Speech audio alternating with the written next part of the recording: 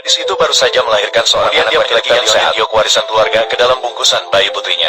Kemudian dengan seorang bayi laki-laki yang baru lahir, dia menukarkan bayinya dengan bayi perempuan itu. Saat itulah mertuanya yang mengutamakan anak laki-laki datang. Melihat bahwa wanita itu melahirkan seorang putra, dia sangat senang. Langsung memerintahkan agar cucunya nanti mewarisi kekayaan miliarannya. Sementara anak perempuan wanita itu diberikan kepada seorang pengasuh perempuan dan memberinya 5 juta untuk membantunya merawat anak itu. Namun si pengasuh perempuan setelah menerima uang, malah membuang bayi perempuan itu begitu saja. 20 tahun kemudian, wanita itu akhirnya bertahan hingga mertuanya meninggal dunia. Langsung menemukan pengasuh perempuan yang dulu merawat anak perempuannya. Dia mengakui anak perempuan pengasuh itu sebagai anak perempuannya sendiri. Langsung memberikan sebuah rumah terbaik di pusat kota kepada anak perempuan pengasuh itu. Sebagai kompensasi, anak perempuan itu terdiam sejenak. Pengasuh itu segera memberi isyarat kepada anak perempuannya untuk menerimanya. Hanya dia yang tahu dengan pasti, putri seorang konglomerat mungkin sudah meninggal. Oleh karena itu, maka dia memutuskan untuk menyamar sebagai putri konglomerat. Tanpa diketahui, putri konglomerat sebenarnya tidak meninggal. Dia diadopsi oleh orang lain.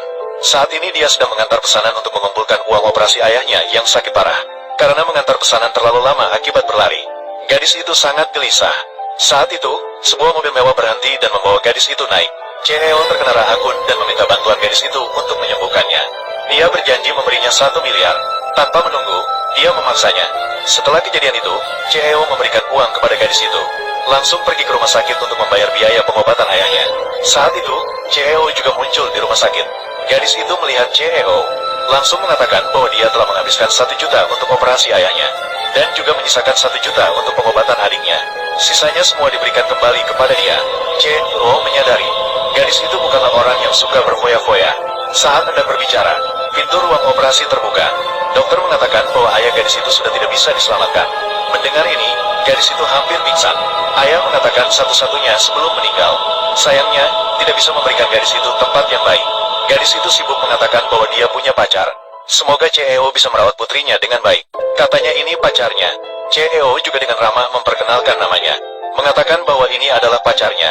Dia segera menarik CEO yang berada di luar pintu ke samping ayahnya, dan mengatakan jika memiliki kemampuan, tolong obati leukemia anak perempuan kecil itu. Jika tidak mampu, tidak perlu. Akhirnya, hidup dan mati sudah ditentukan. Dia tidak akan menyalahkan dia. CEO menyatakan, dia pasti akan berusaha sekuat tenaga membantu menyembuhkan penyakit adik perempuan gadis itu.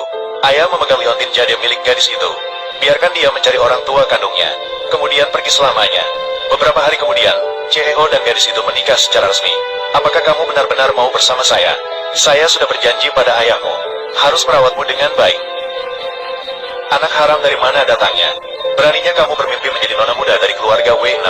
Ibu, kamu mau melakukan apa? Siapa yang membiarkanmu menikah seenaknya? Dia adalah istri yang saya yakini satu-satunya. Jika Anda mengakui, dia memanggil Anda Ibu. Jika Anda tidak mengakui, juga tidak perlu berhubungan. Kamu anak durhaka. Wang Xihan, kamu mengenalnya. Tante, benar, kan? Dia teman sekolah menengah saya. Ayahnya di mana? Dia hanya seorang pengumpul sampah. Dia juga memiliki adik perempuan yang menderita leukemia. Apakah kamu tahu apa latar belakang keluarga Wei? Apakah orang seperti kamu bisa mencapainya? Berani sekali bermimpi menjadi nyonya muda Wei, memanfaatkan kekuasaan untuk menindas. Kasar dan tidak masuk akal. Arogan. Ayah saya adalah seorang tukang sampah. Benar, tapi dia tidak mencuri atau merampok. Dengan usaha sendiri, membesarkan saya dan adik perempuan saya. Saya tidak makan makanan di rumah Anda. Bukan urusanmu untuk meremehkan kami. Kamu merebut posisi Ling-Ling. Masih di sini ngomong ngaco. Hari ini, aku akan mengajarimu bagaimana cara bersikap.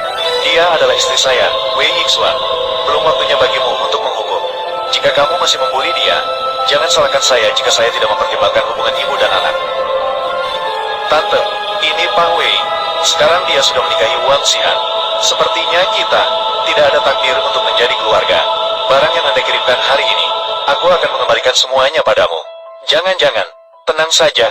Kamu adalah menantu satu-satunya di keluarga Wei.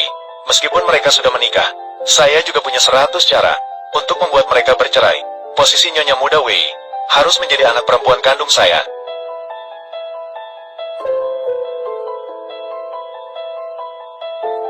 Hal-hal hari ini, maaf, tidak terduga, karena kamu adalah Presiden Wei Corporation.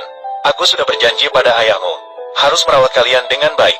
Namun, ibumu, dia, sepertinya dia, sejak kecil tidak dekat denganku. Seperti, aku bukan anak kandungnya. Pernikahan tanpa restu orang tua tidak bahagia. Bagaimana kalau kita bercerai? Aku memberimu 3 hari untuk memikirkannya. Tunggulah aku kembali dari perjalanan dinas. Aku harap mendengar jawaban yang berbeda.